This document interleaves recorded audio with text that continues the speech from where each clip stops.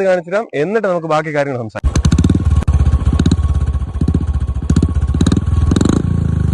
ഓടിച്ച് നോക്കിയിട്ട് ഇഷ്ടപ്പെടാത്തവരായി ആരും തന്നെ കാണില്ല. നമ്മുടെ പഴയ ബുള്ളറ്റിന്റെ അതേ ഫീൽ കിട്ടുന്ന ഒരു ഒന്നൊന്നര മുതൽ തന്നെയാണ് ഇവന്റെ 2014 മോഡൽ സെക്കൻഡ് ഓണർഷിപ്പ് ആണ്. വെറും 30,772 കിലോമീറ്റർ ആണ് ഓടിയിട്ടുള്ളത്. ടയർ ഭാഗങ്ങളും പുതിയതാണ്. എഞ്ചിൻ സൈഡ് വേറെ പണിയോ ഒന്നും തന്നെ ഇല്ല.